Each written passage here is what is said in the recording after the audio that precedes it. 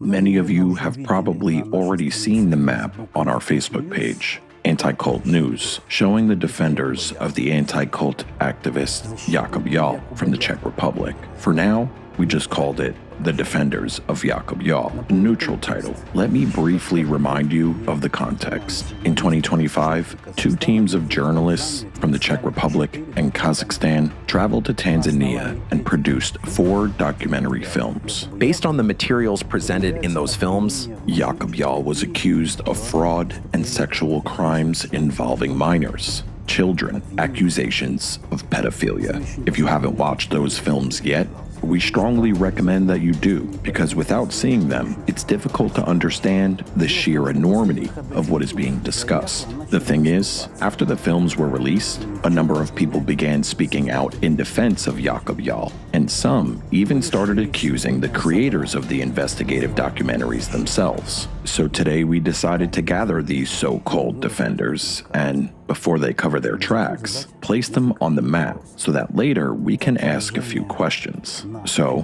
here is the situation as of February 2026. Well then, first on the list, Martin Siko, an anti-cult activist from the Czech Republic, a longtime friend and associate of Jakub Jahl, and also an active anti-cult activist and drug addict. Some people somewhere may see nothing wrong with that, but to me personally, it is a certain signal, a person with a clouded mind. It was Siko who accompanied Jahl on his African adventures.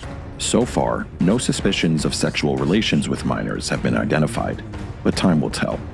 Kristina Sirokova is the most influential defender of Jahl in the Czech media, the architect of his rehabilitation, and a journalist for Seznam Zprávy. She is also an active anti-cultist. She has known Jahl for many years, even before Tanzania. She has been writing articles on the Seznam Zprávy portal defending Jahl, and continues to do so. Next is Wojciech Dvoracek, a journalist for the Iroslav portal, who has written several articles in defense of Jahl. Next is ADHD Av, a blogger and anti-cult activist from the Czech Republic. He appeared with Jahl in several videos during the most active phase of the pedophilia scandal. They were going to launch a new project and filmed a couple of episodes about cults, but that's where it stalled. Next up is Martin Bikicka, a popular blogger and anti-cult activist from the Czech Republic. He has created a video on his channel and is the author of the anti-cult portal Sekty TV.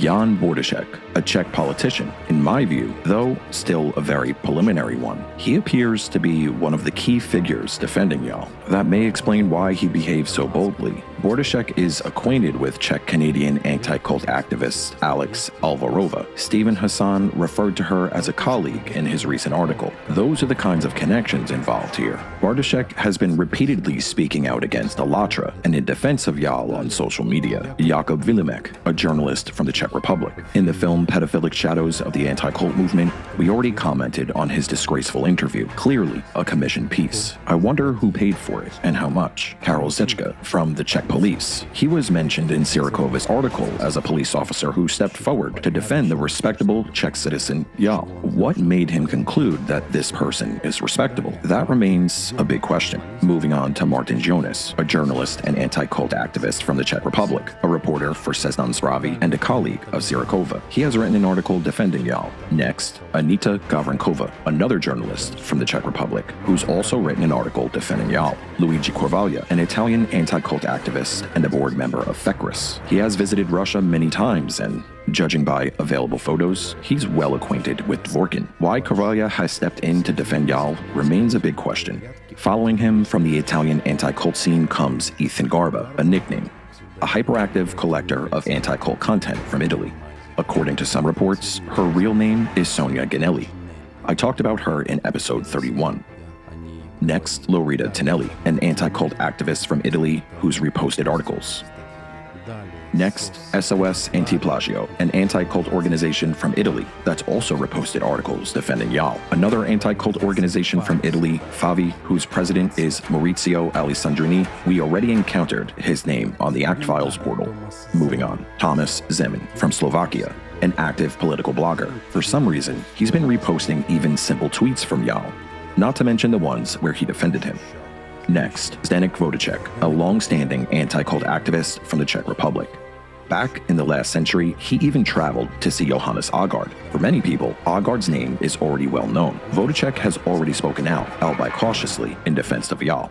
Next, Stephen Hassan, an anti-cult activist from the United States. In the previous episode, number 33, we examined how neural networks dissected what has been described as his art of manipulation. He wrote an article and then analyzed it. In his text, Jahl is given 2 entire paragraphs. Reading it, we can discern the familiar signs of schizophrenia. Look here, Hassan's writing about some court case that allegedly cleared Jahl and exposed this fabrication. What court case, Stephen? What are you talking about? There's been no such case. It's February 2026. Who prepared these materials for you? Who assembled this narrative and sent it to you? As I said in the previous episode, there are certain markers suggesting he didn't assemble the facts himself. There they are. He didn't prepare it. It was prepared for him. What does he actually know about this story? Nothing. Just as he knows nothing about ALLATRA. Yet he's full of it, feeding us a line, and then teaching others how to distinguish truth from disinformation. Read it yourself. I'm losing my filter. What else can you say? These guys are seriously messed up in the head. Some wrote to me, "You should show respect to Dr. Hassan. Get over it." What is there to respect about him? What is there to respect? He's bled people dry for years, and he's still at it. He's wrecked so many lives. He's nothing but a low-life shit stirrer, another Dvorkin. Experts, they say. If you really examine it, the entire anti-cult movement turns to be pure amateurism. They are not scientists or researchers. They're just straight-up provocateurs, bullshitters, frauds, and con artists. Why should anyone respect them? They belong behind bars. Next up, Irina Kremenovskaya, an anti-cult activist from Ukraine, mentioned in episode 24, 26, 30, and 31 on my channel. Together with Jakub Jahl, they are 2 of a kind. In September 2025, Jahl, Kremenovska, and Korvalia began implementing a joint strategy. They simultaneously complained that they were allegedly being threatened and subjected to informational violence. They've completely lost it. But whatever, this international shams is gonna be shut down soon anyway. Moving on, time for tinfoil, also known as Bofa, a blogger and anti-cult activist mentioned in episode 32, an informational hitman from the United States, most likely living somewhere in Arizona. Numerous posts defending Jakub Jahl have been found. Next, Biosurf and Shinzu, shady YouTube bloggers. They shot some wild conspiracy trash and even put that jerk on their banner. For real? For the money, obviously. Who's gonna do that for free? Here, just to put a simple link on someone else's portal, You have to pay $50 or even $100 for some tiny little link, a mention. Anyone who understands will understand that they blew a ton of cash here trying to get this pedophile out.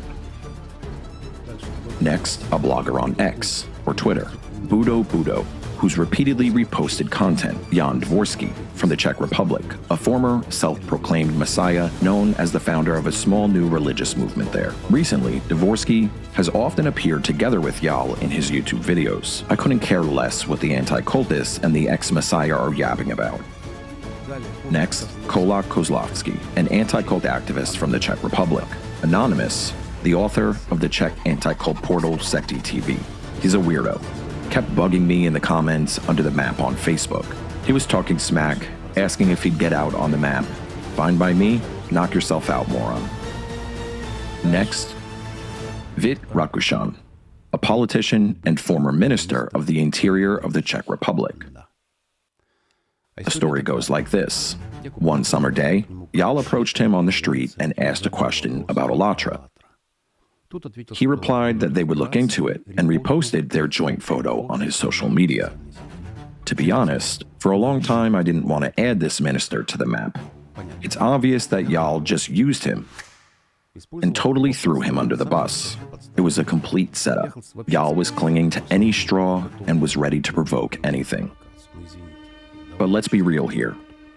There's a drug user, an ex-Satanist, a sexual deviant suspected of pedophilia and fraud. And there's a minister of interior of a European country. The minister reposting their photo together on social media. you might say he didn't think of that. Of course he didn't. But what does "didn't think of that" mean? The pedophile and the minister of the interior appear together in public photos. An excited pedophile on the loose, while the minister's promising to deal with his enemies. This is what it actually looks like. Wild. Wild. Yes, Rakushan got mixed up in dirty business. But who's to blame? People are outraged and asking a legitimate question. Why has no investigation been launched yet? In Tanzania, it's already begun. There is a lawyer and a legal process underway. It's driven by the ambassador and the president's advisor, by the way. Nearly a year has passed. Why hasn't an investigation started in the Czech Republic? Who put the brakes on this? The Czech Republic, by the way, has signed the Lanzarote Convention. The name of this pedophile was even mentioned recently in the United States Capitol during a conference of spiritual diplomats. We had a story recently that Pastor Mark and I shared. This was a story of a man who was not a native of Tanzania. He had come from another beautiful country, and his name was Jakub Jahl from the Czech Republic. This man, whose infamous actions represents a modern-day cross-border criminal rings. Yet in the Czech Republic, there's still no reaction. Why? That is why Rakushan, for now, remains on the board. I hope it makes sense. Next, Valeria Ficharova, a journalist from the Czech Republic and a reporter for CNN Prima News. Just recently, a source met with us and spoke about their connection. It is possible that due to Ficharova, Jahl appeared on CNN Prima News as an expert. And on the map, there's also one rather mythical couple, a mysterious Czech movement which, according to information from neural networks, monitors information on the internet. In the Czech Republic, they are often referred to as the Czech Elves. A brief comment. This is an anonymous civic volunteer movement that monitors and counters disinformation in the Czech online space. On the one hand, that is a useful initiative. I generally support such efforts, but on the other hand, there are questions. In Kristina Sirakova's article, it is stated that these elves took Jahl's position. My main question is, on what basis did they determine that the documentary films were disinformation? Did they conduct an expert review? If so, where is it? How did the elves figure that out? Please write to me and explain how you concluded that the films are false. Or perhaps you conducted some kind of an investigation. Why did Markéta, the author of the film, recently take third place in the Women Changing the World Award, the Czech-Slovak version, in the category Women Changing the World in Media? This award is given to outstanding women who are changing the world in journalism and mass media. Markéta placed third for 2025. Markéta and David were both in the Vatican and in Washington, and she received this award. Isn't that already something? Once again, we have some inconsistencies. The next question: if the guilt of Jakub Jahl is eventually proven, Then what will be the point of these anonymous fighters of the invisible front? they made a mistake?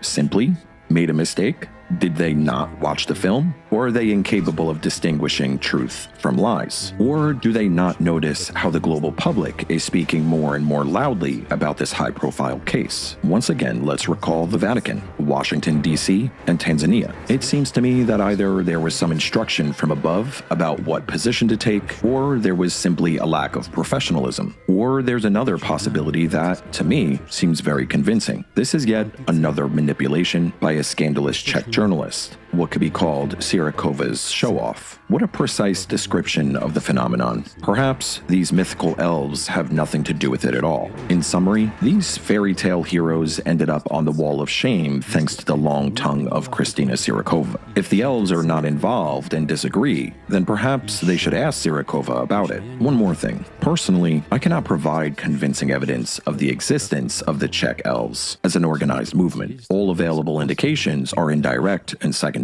That is all for now. The picture on the board is incomplete. I have not marked dozens of anonymous accounts and supporters of Jakub Jahl who appeared in the comments. Perhaps more names will be added later. Now, let us set aside the assumptions and deal with the facts. Let's remove the ex-minister and the elves. They are no longer needed here. Here's a map.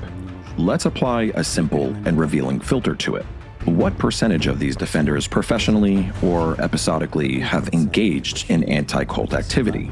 In other words, who is an anti-cultist here? Or who has been seen hanging around with anti-cult activists, reposting their materials, supporting their themes, and so on? At the same time, let's remember something important. The so-called fight with cults is often a hunt for undesirable organizations. It frequently involves the erosion of freedom of conscience and religion under seemingly noble pretexts, a threat to democracy. Please take a look. The names are highlighted in red, the overwhelming majority. The Czech Republic, Italy, the United States, Ukraine. Cult experts from different countries simultaneously express support for one person. Is that a coincidence or solidarity? Is the anti-cult movement protecting one of its own? If so, does that not once again confirm that an international anti-cult network exists and operates in a rather coordinated way? I'm going to add Dvorkin here later. There's a good reason for that, but that's another story. Doesn't this look like a network? What would you say? Let's move on and apply the second filter. Which of these defenders of Jahl have labeled the ALLATRA international public movement as a pro-Russian sect? We're changing the search parameters and highlighting the names in blue, and we see the same faces again. Once again, the majority. And now the main question. What are their accusations based on? At the beginning of February 2026, the National Police of Ukraine recognized ALLATRA as a victim. And on February 25th, 2026, after 4 years of hearings, the Ukrainian court recognized ALLATRA as a patriotic, pro-Ukrainian organization and issued its final verdict. So Ukrainian law enforcement agencies and courts, operating under wartime conditions, consider the movement a victim and an ally, while an international group of experts continues repeating the same worn-out narrative about a pro-Russian sect. So what are their accusations based on? Let's ask them. I wonder where they'll shove those big mouths of theirs. And in general, who are these people? Who put the idea into their heads that ALLATRA is connected to Russia? Do you see how deep this question goes? And once again, we return to the documentary The Impact. Remember? to that sinister anti-cult octopus, To the Act Files website, and to the exposure of the anti-cult terrorism. But what is this gang actually doing? Corvalya may claim whatever he wants, that the network doesn't exist, that this isn't terrorism, that it's all fiction. He can knock himself out. But why have all these people gathered together on this map? Have I gathered them? No. They've come together themselves. No one forced them to speak. They've gathered there themselves. Adult people who did it all consciously. I'm not exposing them. They are exposing themselves. Nothing even needs to be proven in this case. What we see is a very clear self-presentation. What remains to be figured out is who coordinates them and how the threads lead to the puppet master pulling the strings from Russia. They've been fabricating the narrative about the pro-Russian sect, pulling the pedophile out of a huge jam, trying to clear him. Here is yet another face of the anti-cult movement. It's crazy how they didn't even care about getting their hands dirty in such a shady deal. I'm blown away, totally blown away. Or maybe I shouldn't be surprised. I ask myself that question. What if the people gathered on this board are characters very similar to Jahl himself, simply supporting one of their own? What if he talks? You know, after the Jeffrey Epstein scandal, where the so-called elite appeared in very particular lists, it seems almost anything is possible. So, the question remains open.